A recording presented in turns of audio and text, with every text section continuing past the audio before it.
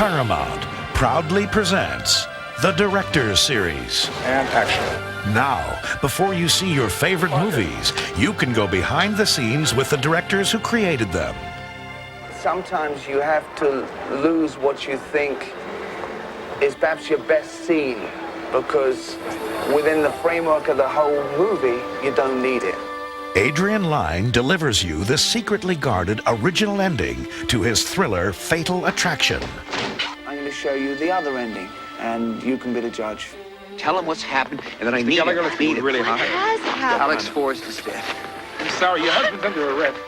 Leonard Nimoy goes where no director has gone before to bring you those incredible whale sequences in Star Trek IV, The Voyage Home.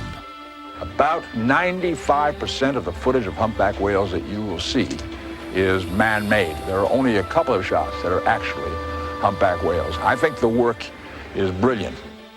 As a bonus, each film in the Directors Series is presented in letterbox format to recreate the original theatrical experience. So no matter how many times you've seen Fatal Attraction or Star Trek IV, you've never seen them like this. Cut it! Save it, Don! The Directors Series makes great movies even greater, priced at $29.95 each, wherever video cassettes are sold.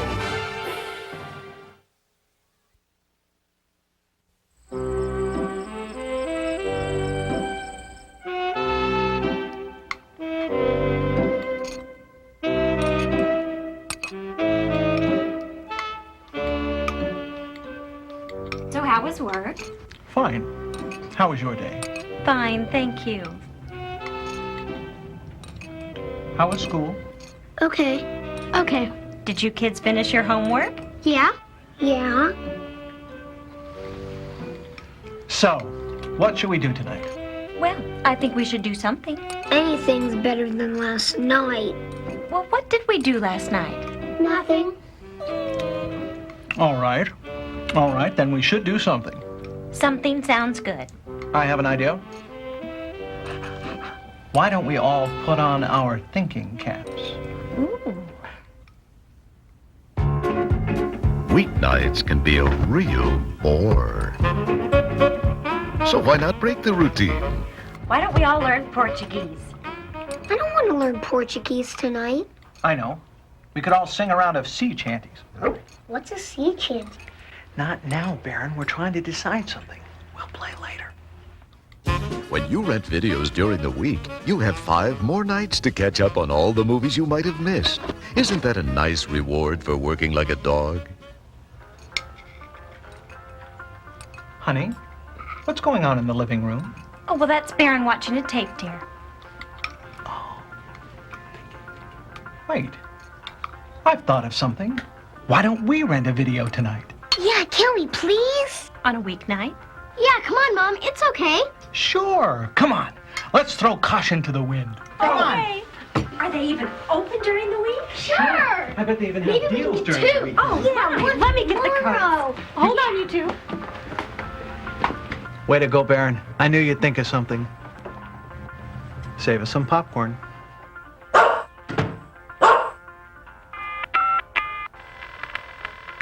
Hello, peace popcorn delivery. Put a little weekend in your week. Rent a video. Your video store carries a wide selection of films, adventures, dramas, mysteries, comedies, classics, and children's fare. Don't hesitate to ask your video retailer for suggestions. In addition to the movies you already know, he can recommend many lesser-known films you're bound to enjoy. Remember, great entertainment awaits you, weekends and weekdays.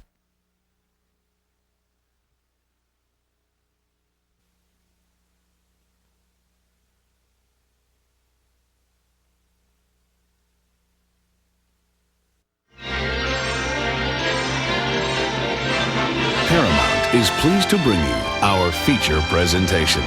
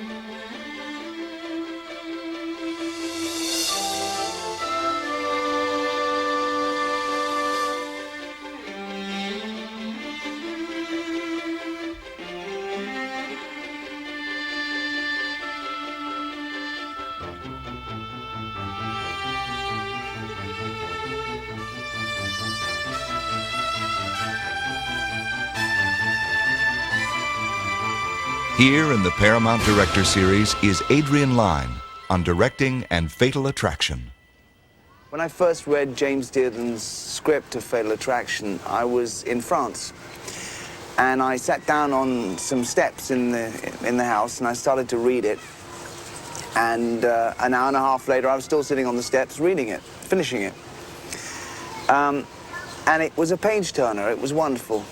But I really had no reason to believe that it would be the success it has been. Many times on a movie, fatigue takes over. And it's really just a question of staying on your feet. And I remember when we were shooting, we had to go back to the office scene where Glenn meets Michael for the first time. And it was late at night, about 11 o'clock, and everybody was lying around on the floor, literally prostrate. We were shooting on a holiday, I think. And I knew that the scene needed a moment between Glenn and Michael that was kind of magical, where you really sensed that perhaps their relationship might come to something, where you really sensed that they were kind of in love for a brief moment. And I didn't know what to do, and then Michael came up with this kind of a simple, good idea, I think, of the cream cheese on the nose.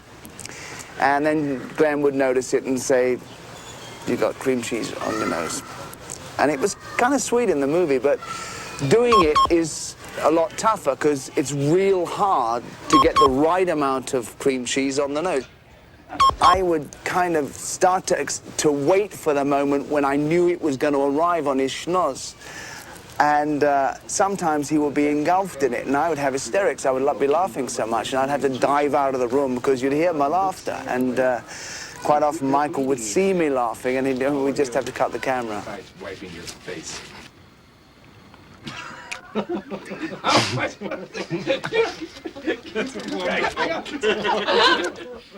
Blowing it right out of the mouth.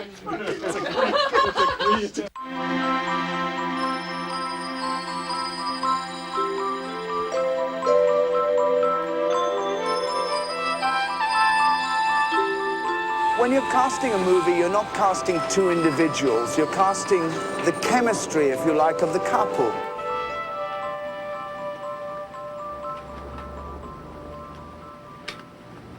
It cuts down on time and misunderstanding. It had never occurred to me to use Glenn. She really pursued this movie. She really wanted to play the part of Alex. Are you surprised? And so finally, I put her on tape with Michael Douglas, and then was intrigued with what was happening in terms of the chemistry between these two people. What I'm really surprised about is that you don't have a date on a Saturday night that you're free. But I did. I stood him up.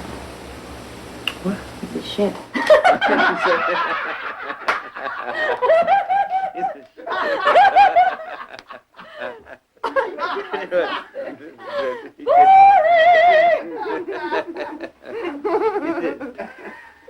Sorry, wasn't you? No. It was then that I got excited about the chemistry between them, and I knew that we had the right people.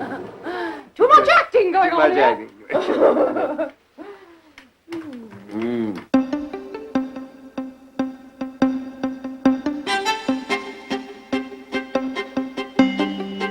When Michael was chatting Glenn up in the restaurant at the beginning of the movie, and he's kind of anxious and fascinated by her, I asked Glenn Close, to play footsie with him underneath the table. He didn't know that she was going to do it, and he was kind of, his reaction was very sweet, and it helped a lot, I think.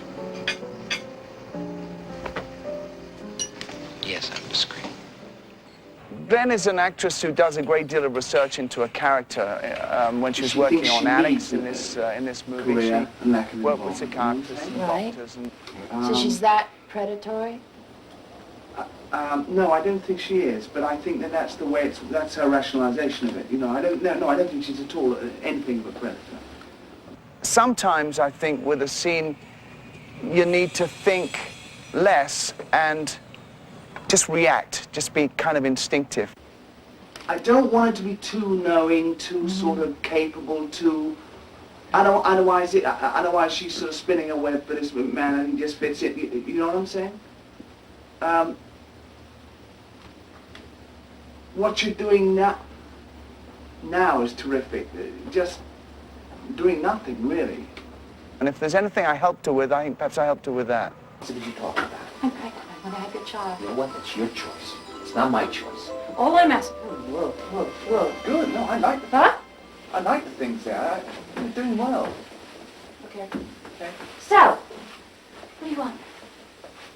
I've got scotch, I've got vodka, I've got a wonderful bottle of water. Cut this shit, will you? Just cut it! I don't know what you're up to, but I'm gonna tell you it's gonna stop right now. No, it's not going to stop. It's going to go on and on and on. It's going to go on and on and on until you face up to your responsibility. What responsibility you talking about? I'm pregnant. I want to have your child. Alex, that's your choice, honey. That has nothing to do with All me. I'm asking is that you let me be a small part of your life. Oh, this is the way you do it, huh? Showing up at my What appointment. else am I supposed to do? You won't speak to me. You change your phone number. I mean, I'm not going to be ignored, Dad.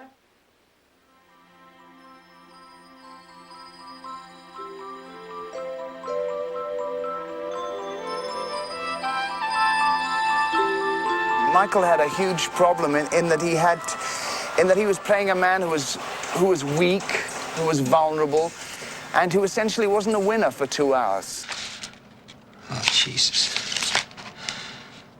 Jesus Christ. Excuse me, it's a copyright question. A question of whether he plagiarized. Arthur, I'm sorry. I don't have the papers here with me. This was kind of difficult for Michael. Michael's the son of Kirk Douglas, and he had been used to kind of winning in movies, and I think that it was a considerable achievement, really, that he managed to still be a sympathetic character at the end of this movie, although he is less than wonderful as a character. You want respect.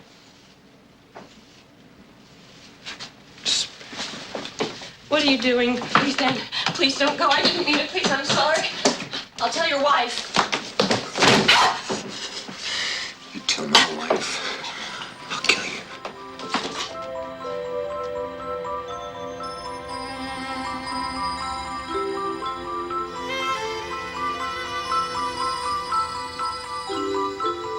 One of the problems of shooting a scene involving sexuality in a movie is that people, when they're watching it in the theater, tend to want to laugh. They want to titter. So, because they're watching the movie with 600 other people, they're quite happy to watch it on tape at home, and they won't be laughing then. But when they're watching the scene in the theater, they will. So what you have to do, at least I think you have to do, is to give them something to laugh at in the scene.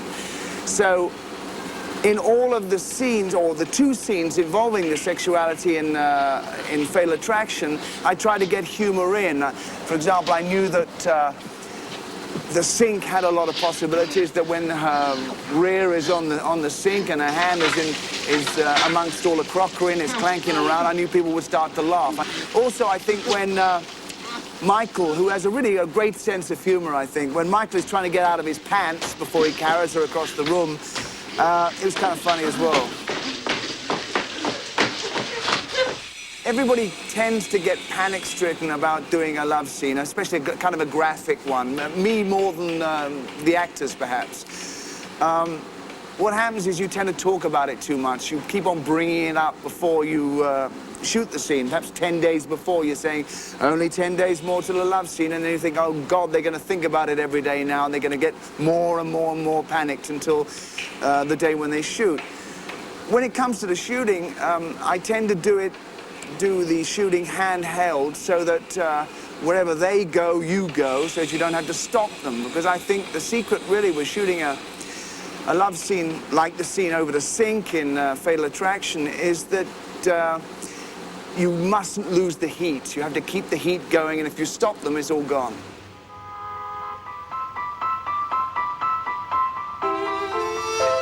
This There's a scene with Michael Douglas and Ann Archer at home with their daughter Ellen.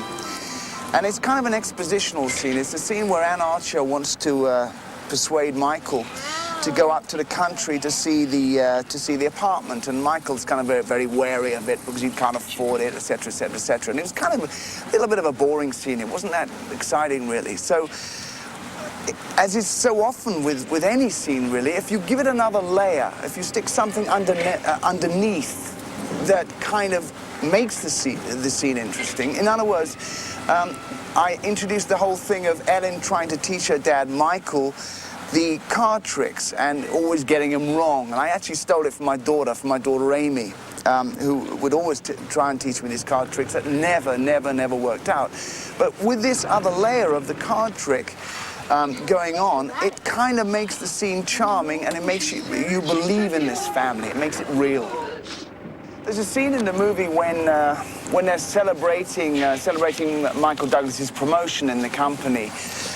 When his friend Jimmy comes round and they're all having dinner, there's kind of a dinner party, and you're looking for spontaneity, you're looking for warmth, you're looking for naturalness, which is really tough. That sort of thing, I find anyways, is really the toughest thing to do. So give him a drink or two. It always helps if it's a dinner party for him to have a glass of champagne. That always helps. And also, I would say, what I usually do is put the clapper board, the clapper board which goes on like that at the beginning of the scene and scares everybody to death, mainly the actors. I put the board on at the end so that they don't really know whether you're shooting or not. And if the camera is kind of long focus, the lens is long focus, so you're over the other side of the room, it works really well because you kind of segue into the scene without really feeling that you're doing it. In order for the scene not to feel scripted, for it to feel like real life, for it to feel real but not to feel improvised, because I don't really subscribe to the kind of that school of improvisation where you sense that the actors are searching for something to say. When you have a character like Jimmy, played by Stuart Pankin, who is apart from being a fabulous actor, is a wonderful stand-up comic. You know that you're going to get a lot of kind of one-liners that aren't in the script, and that will help the other actors play off him and improvise. You're in it. One of the best relationships I had on the movie was with Maurice Jarre, the composer. He works with synthesizers, but he treats them like an orchestra. He has actually 5 synthesizers, and he builds up the score with these synthesizers as if he was working with musicians, but he only, in fact, has 5. And what I like about his music is that it doesn't draw attention to itself. The sort of music that wins Oscars, and I think, truthfully, that perhaps he should have won for our movie, is where the music kind of stands out as a separate entity. And what is interesting about Morris's music, I think, is that it is part of the whole. It comes out of the sound effects so often, so that there is a kind of blending of music and sound effects that you really don't know which is which. For example, there's a scene where Michael goes up in the elevator to get his car, and there's a kind of ominous sort of sense in this scene. And the elevator makes this hideous noise, kind of a clanking noise, and we obviously exaggerated the noises that the elevator made. But out of these noises comes Morris's music, and you really don't know where it starts and where it ends. It's just, as I say, a part of the whole. It's real good, I think.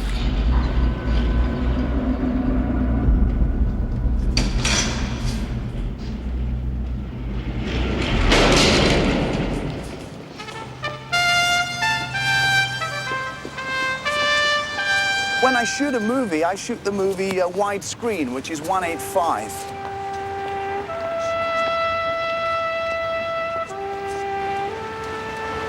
When it's projected on television, it goes to kind of almost a square format. So all of the careful framing and the trouble that you've gone to when you shot the movie really goes out of the window. When we changed the ending of the movie that everybody talked about a lot, with the new ending, we lost probably Ann Archer's strongest scene. And she was, I think quite rightly, quite upset about it. Just get out! Just get the fuck out! No, just get the fuck out! Go! Just get out of here. I want you out. Good, that's real good. Now sit down. I keep going up on the line. Sit down. Don't worry about it. Sit down. No one will help. Okay, sit down. Real good, real good.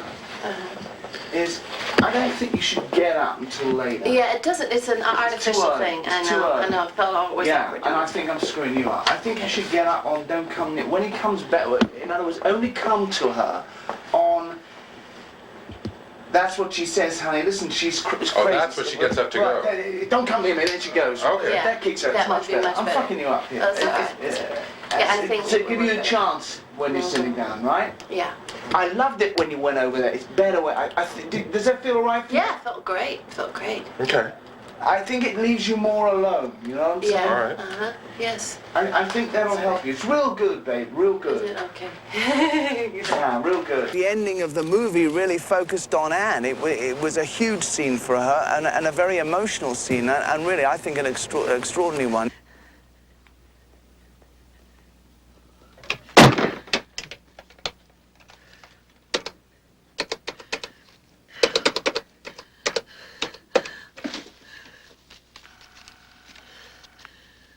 Come on, Arthur. Please.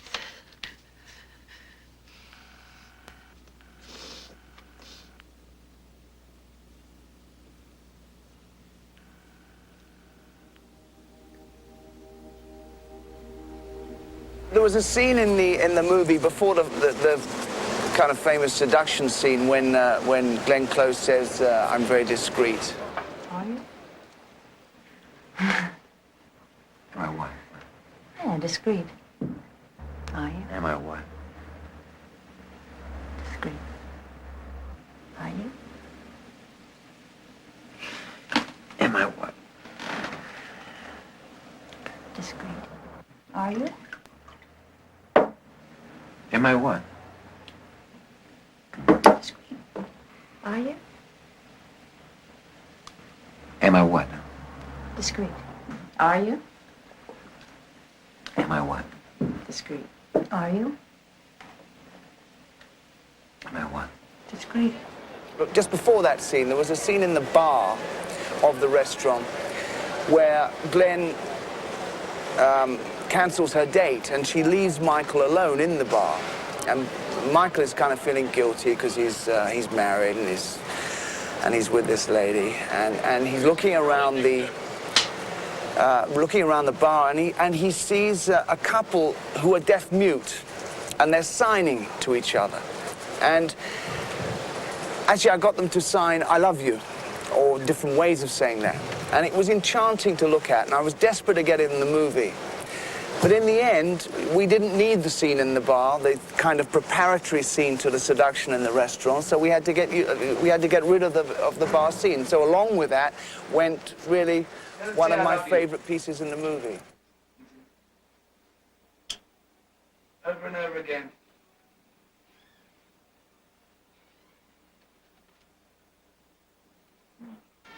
Good cut. We've done enough. Well done. Right.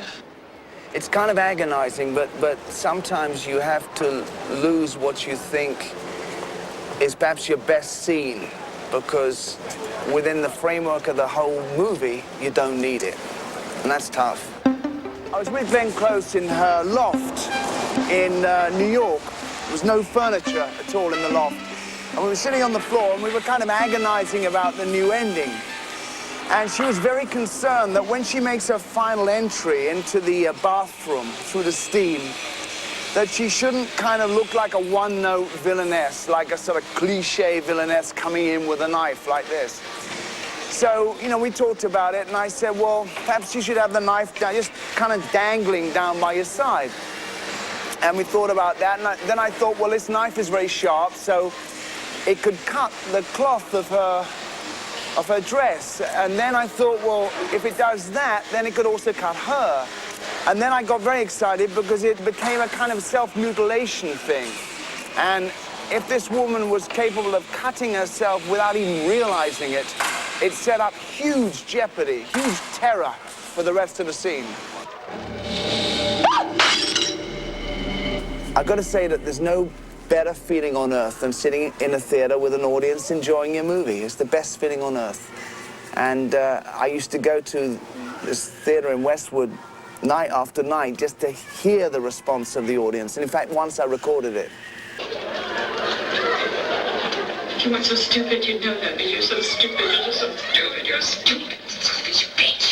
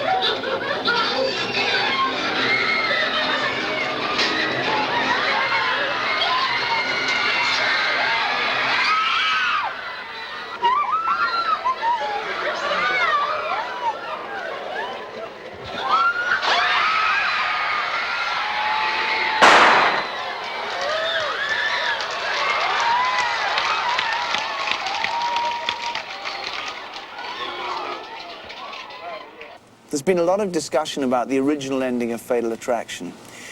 The movie that you're going to see now is the movie that you probably saw in the theater, except that now for the home we have the widescreen format on video. After that, I'm going to show you the other ending, and you can be the judge.